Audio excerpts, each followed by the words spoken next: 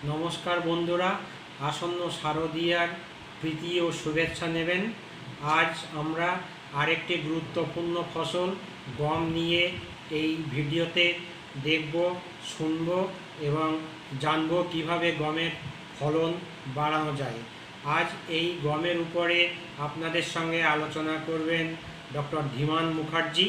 আশা করি আপনাদের ভালোই লাগবে এবং আপনারা সেইভাবে সম্পূর্ণ ভিডিও দেখে জেনে এবং কোনো জিজ্ঞাসা থাকলে কমেন্ট বক্সে গিয়ে প্রশ্ন করে তারপরে গমের চাষ করুন উন্নত প্রথায় এবং ভালো লাগলে শেয়ার করুন, লাইক করুন, সাবস্ক্রাইব করুন আর অবশ্যই কমেন্ট বক্সে গিয়ে আপনারা প্রশ্ন করুন।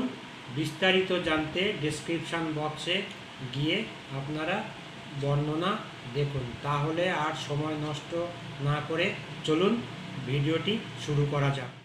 किसान भाइयों, मूलतः आज हम आपके सम्मुख कुछ गेहूं के बारे में कुछ बताने के लिए बैठे हैं। क्योंकि गेहूं आपको पता है कि गेहूं हमारे देश में एक प्रमुख फसलों में गुना जाता है, क्योंकि धान, गेहूं, मकई इन लोगों को प्रमुख फसलों में गुना जाता है। हालांकि गेहूं के बारे में हम ये कह सकते हैं कि गेहूं के बिना हम लोग की तो सुबह की या शाम की रोटी नहीं होती है और कुछ जगह तो रात की रोटी भी होनी बंद हो गई है। तो आज हम कुछ रोटी गेहूं हम कैसे, किस तरह से, किस विधि से गेहूं का हम सिंचाई करें या व्यवस्था रखें ताकि अधिक से अधिक उत्पादन मिले हमें। गेहूं जो कि अब मूलतः हमारे देश में कई जगहों पर उगाई जाती है, पंजाब, हरियाणा, पश्चिम उत्तर प्रदेश और ये आपके कुछ पहाड़ों के एरिया भी, तराई जोन में भी उगाए जा रहे हैं। और हमारे मुख्यतः नॉर्थ ईस्टर्न प्लेन जोन गेहूँ के लिए एक अच्छी जगह का अनुसंधान किया गया है। हालांकि गेहूं की खेती के बारे में हम ये कह सकते हैं कि इसके लिए थोड़ा सा जो अगर जाड़ा ज़्यादा होना चाहिए, क्योंकि अधिक टेम्परेचर जितना आपका कम होगा उतना गेहूं का पैदावार अच्छा रहता है। तो अगर आप लोग सोच लीजिए कि आपके आसपास का माहौल कैसा है या कैसा एनवायरनमेंट में, किस क्लाइमेट में आप गेहूं का उत्पादन करने जा रहे हैं। अब विभिन्न तरह के सिचुएशन के लिए, विभिन्न तरह क्लाइमेट के लिए हम लोग का गेहूँ की कई जात हैं। उन जात को हम भिन्न भिन्न तरह से लगा सकते हैं। ये आपको ये तय करना है कि आपके जगह पे या आपके जहाँ पे आप लोग रह रहे हैं, जहाँ पे आपकी खेती बाड़ी है, उस जगह पे कौन सा जात उपकूल हो। इसके बारे में आपके वहाँ के जो कृषि अधिकारी जन होंगे, सर लोग, वो आपको जानकारी दे देंगे। साइंटिस्ट लोग होंगे, कृषि अधिकारी लोग। आज हम गेहूँ के बारे में जो मूलतः आप लोगों को चर्चा में लाना चाहते हैं कि हमारे देश में गेहूँ का उत्पादन तो बहुत है, लेकिन फिर भी देखा गया कई जगह में उत्पादन बहुत ही ज़्यादा कम हो रहा है। ये क्यों? मूलभूत हम कुछ बातों को आपके सामने रख रहे हैं। लेकिन गेहूं की जब हम सिंचाई, जब गेहूं की हम बुआई करते हैं, बुआई के वक्त कम से कम हमको 2 से 3 बार आप खेत की जुताई करके अच्छे से खेत को तैयार करना पड़ता है और फिर उसके बाद उस पर रोटावेटर लगा के खेत को प्लेन किया जाता है। उसमें अगर हम गोबर खाद डाल के अगर रोटावेटर दें तो हमारी गेहूँ की उपज में काफ़ी हद तक हमको लाभ मिलता है। अब रही बात हम गेहूँ किस वक्त कब लगाएं। गेहूँ देखिए, गेहूँ लगाने का सबसे उपयुक्त समय है अक्टूबर, 15 अक्टूबर से लेके अगर आप 15 नवंबर के बीच लगाते हैं। लेकिन कई जगह हमारे धान की वजह से गेहूं की खेती में देरी हो जाती है, तो उस समय की हमारे कुछ लेट वैरायटी है, वहाँ पे भी हम लगा सकते हैं। हम आपको बताना उसके बारे में भी आगे जाके। अगर हम गेहूं की बुआई 14-15 अक्टूबर को करते हैं या से 15 नवंबर करते हैं तो हमारी ये आते हैं टाइमली सोइंग में आती है। अगर आप देरी में जाते हैं तो आपको करीब 25 से लेके 10 दिसंबर तक भी गेहूँ की बुआई होती है कुछ जगह पर। हालांकि कोशिश कीजिए इसको अवॉइड करें, क्योंकि इससे हमारी जो उत्पादकता है कम से कम करीब 30 से 40% घट जाती है। अब गेहूं के तो हम सोइंग कर लिए, लगा दिया। कौन सी जात हम लगाएं, कौन सा जात हम ले, ये तो मैंने आपको बता दिया। उपयुक्त है कि आपके अधिकारी लोगों से बात करके लगाइए, क्योंकि हर एक जगह की अलग अलग जात है। अगर आप टाइमली लगाते हैं तो अभी कुछ हमारी नई जाती है, DBW 303, DBW 187, ये SD 2967, ये हालांकि थोड़ी सी पुरानी जात है। अगर इनको आप लगाएं तो उत्पादन आपकी काफ़ी अच्छी होगी। पंजाब, हरियाणा में तो करीब 80 क्विंटल हो जाते हैं और हमारे नॉर्थ ईस्ट प्लेन जोन में लेके आप इसको अप्रॉक्सीमेटली ले लीजिए, करीब 40 से 50 क्विंटल आ जाता है। तो आप DBW 187 अगर मिले, इस वक्त बीज उसकी काफ़ी हर जगह अवेलेबल है, आप लोग कोशिश करिएगा, आप लोग को मिल जाएगा। मेरा आपसे दरख्वास्त है कि आप इसी बीज को लगाने की कोशिश करें और टाइमली सोइंग, मतलब 15 से 20 अक्टूबर से लेकर 20 नवंबर या 15 नवंबर के बीच में कर दीजिए। अगर देर हुआ, अगर हम लेट वैरायटी जाते हैं, मान लीजिए हमारा दिसंबर तक चला था सोइंग टाइम, तो उसके लिए DBW 107 एक अच्छी वैरायटी है और कुछ हद तक HD2967 को भी आप लेट में ले सकते हैं। ये मैं आपको मोटा मोटी वैरायटी तो कई हैं, आपके जगह के अनुसार आपकी वैरायटी भिन्न भिन्न होंगी, लेकिन ये सब अगर वैरायटी अगर आप लें तो आपकी उत्पादकता बहुत अच्छी होगी। अभी हाल ही में DBW 303, DBW 222 भी अच्छी जात की वैरायटी है, लेकिन इनका थोड़ा सा हाइट ज़्यादा है, तो जहाँ पे वायु का प्रभाव बहुत ज़्यादा है या हवा बहुत ज़्यादा आता है तराई बेल्ट में, मेरी दरख्वास्त उस जगह आप लोग ना लगाएं इस चीज़ को, क्योंकि इससे आपकी लॉजिंग की संभावना रहती है और जैसे ही आप पानी ज़्यादा डालेंगे तो पेड़ पौधा गिर जाएगा, तो आपकी एल्ड में काफ़ी कम से कम 40 से 50% नुकसान होता है, जैसा हम लोगों ने अपने खेत में पाया है। अब रही बात आप कितना खाद देंगे, देखिए खाद एक लमसम अमाउंट है जो हम लोग कहते हैं 120, 150 से 160 kg यूरिया आपका एन नाइट्रोजन और फास्फोरस आपका 60 और पोटेशियम 60। अगर आप एकड़ में लेना चाहें तो आप 45 kg का एक बोरी यूरिया आपको, इसमें 3 ठो बेसल डोज लगते हैं। आप जुताई के समय लीजिए, उसके बाद एक 21 दिन के बाद लीजिए और एक ठो 42 दिन के बाद, तो 3 बार आप यूरिया ले लिए 45 kg जो बोरा आता है, तो आप 3 डोज आपका हो गया बेसल, एक आपका क्राउन रूट के बाद जो होता है आपका ट्रिगरिंग के समय दे सकते हैं, 3rd dose of natural fertiliser. Phosphorus और पोटेशियम की जो बात है ये आपको शुरू में ही दे देना पड़ेगा, जब ज़मीन आप तैयार कर रहे हैं, जब पहले कर रहे हैं तभी आप देना पड़ेगा, तो इससे आपके गेहूं की पैदावार में ज़्यादा फायदा होगा। फर्स्ट टॉप ड्रेसिंग में फर्स्ट में करना पड़ता है।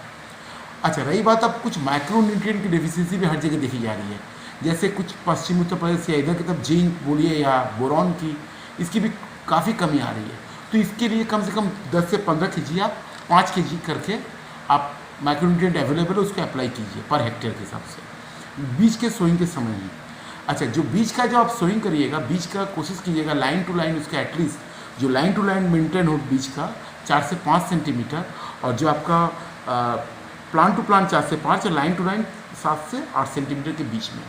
और बहुत ज़्यादा गहरी आप गेहूं की सोइंग मत कीजिए, क्योंकि 4 से 5 सेंटीमीटर के अगर बीज अंदर चला गया फिर वो गेहूं उपज नहीं पाएगा और सड़ जाएगा अंदर ही अंदर, तो इस चीज़ का आप ध्यान दीजिए। अगर आपके पास मशीन है तो सीड ड्रिल के थ्रू तो काफ़ी अच्छी हो सकती है, अगर आपके पास बहुत ज़्यादा खेत है, बड़ी खेत है तो आसान है, लेकिन छोटे किसान भाइयों के लिए बहुत ही दिक्कत है कि वो छोटे जगह पे अपने को सीमित कर सके इन मशीनों के द्वारा। हालांकि आजकल हर चीज़ अवेलेबल है, चाहे तो कर सकते हैं। अब रही बात खरपतवार, चूँकि खरपतवार एक बहुत ही मतलब भयावह स्थिति है हमारे देश में, और दिन के दिन यह और ज़्यादा भयावह होता जा रहा है। जैसा हम लोगों ने अपने कुछ खास कार्यक्रम में के थ्रू ट्रायल में पाया है कि अगर हम लोग पेंडिमिथिलीन की उपयोग जो 30% इमल्सिफाइड कंसंट्रेशन का अगर हम प्री इमरजेंसी अप्लाई करें 24 से 72 घंटे के अंदर सोइंग के बाद, गेहूँ बुआई के बाद, तो वो हमारे लिए जैसे 1 to 1.5 मीटर पर हेक्टेयर के हिसाब से, तो वो काफ़ी इफेक्टिव है हमारा जो शुरू के जो खरपतवार आते हैं उनको कंट्रोल करने के लिए। कुछ हद तक ये दुबा में ज़्यादा इफेक्ट नहीं होता है, लेकिन छोटे मोटे जो घास होते हैं उनको ये करीब करीब रोक देते हैं इनका ग्रोथ। इससे होता है कि हमारा गेहूं का उपज बढ़ने की संभावना बढ़ जाती है, जो कि शुरू में जो हमारा क्रिटिकल पीरियड जो लड़ाई जो एक गेहूं के साथ एक पौधे का जो घास के साथ लड़ाई होता है उसको एक घटा देता है। अगर आप इसके बाद आप जाते हैं कुछ पोस्ट इमरजेंसी हर्बिसाइड जो कि आपके 20 से 25 दिन के बाद दे सकते हैं। कोशिश कीजिएगा ये हर्बिसाइड जैसे हम 21 दिन में पानी देने के बाद सिंचाई के बाद देने का, 2-3 दिन गैप में। तो अगर हम इसको देते हैं तो इसमें आपका क्लोरोनिफॉप आपका है प्लस मेड सल्फर मिथाइल, ये वेस्टा के नाम से ही पाया जाता है, डिफरेंट ट्रेड नेम है, ये आप लोग आपके वहाँ पे मिल जाएगा जिस हिसाब से मिले उसको आप अप्लाई कर सकते हैं। ये आपके ऊपर डिपेंड करता है कि आप किस डोज में कितना ले रहे हैं। हालांकि जैसे वेस्टा में 160 ग्राम पर एकड़ के हिसाब से हम लोग देते हैं, और आपका ऐसे कोई ये आप कार्फेंटाजोन भी यूज़ कर सकते हैं, ये बहुत ही माइक्रो लेवल पे है, इसका 20 से लेकर 30 ग्राम पर हेक्टेयर, ये बहुत ही उपयोगी है। और ये आपके खास करके जो बथुआ वगैरह हो गए और कुछ चौड़े साग को मारने के लिए बहुत काम आता है। कुछ हद तक इसमें देखा गया कि सैनोडॉन जो कि हमारा सैनोडॉन या धूप वाला या आपका जो जंगली घास वगैरह के लिए भी ये बहुत काम आता है, जो कि लेकिन अगर इसको कंट्रोल करने के लिए आपको, लेकिन एक बात है, अगर संभव हो सके, अगर आपके पास लेबर का थोड़ा सा उतना शॉर्टेज ना हो, तो एक बार अगर निराई करते 21 दिन के बाद, जिसको हैरोइंग कहते हैं हम लोग 20 में से, तो आपका इससे होता है कि गेहूं के पौधे भी काफ़ी खुल जाते हैं, उनको हवा पानी भी अच्छा मिलता है और आपका निरानी भी हो जाती है, उपज भी ज़्यादा होता है। तो ये मैं खरपतवार के बारे में आपको कुछ बताया। अब एक अहम बात है जो कब हम पानी दें, सिंचाई कब दें। देखिए ये एक बहुत बड़ी बात है। देखिए हमारे यहाँ पे सिंचाई बहुत लिमिटेड है, बहुत सीमित है। सिंचाई की व्यवस्था को देखते हुए हम ये कह सकते हैं कि हमारे यहाँ पे कितना सिंचाई अगर अवेलेबल है तो गेहूँ को 4 से 5 सिंचाई तो मिनिमम चाहिए।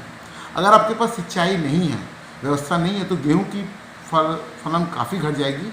उसमें कोई रेनफेड वैरायटी है जो कि आप सीमित जगह पे ही हम उसका उपयोग कर सकते हैं, आप उस जात को लगा सकते हैं। जहाँ पे सिंचाई है वहाँ पे अगर हम पहली सिंचाई आपका बुआई के बाद ही कर दें और दूसरी आपको हम 21 दिन के बाद दें, तीसरा हम 42 दिन के बाद, चौथा 65 दिन के बाद, या छठा आप ले लीजिए करीब 80 से 85। तो ये मतलब मोटा मोटी आप पकड़ लीजिए 15 से 20 दिन के गैप में आपको पानी डालना है।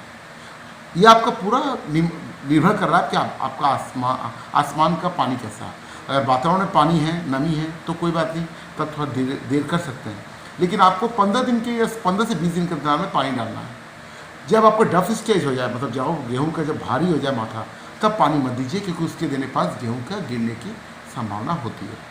अगर हम कुछ बड़ी जात ले, जैसे DBW 187 या कुछ हद तक जो लंबी जात है जिसका 95 सेंटीमीटर से लेकर 100 सेंटीमीटर हाइट होती है, कभी कभी लॉन्च कर जाती है, तो कई जगह पे वेस्टर्न क्षेत्र में हम लोग उसको मेपिक्वेट क्लोराइड एक होता है, उसके स्प्रे कर देते हैं, तो वो लॉजिंग की भी संभावना घट जाती है।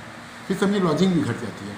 तो ये आपका कर रहा है कि आप कहाँ पे किस क्षेत्र में काम कर रहे हैं, कैसे कर रहे हैं।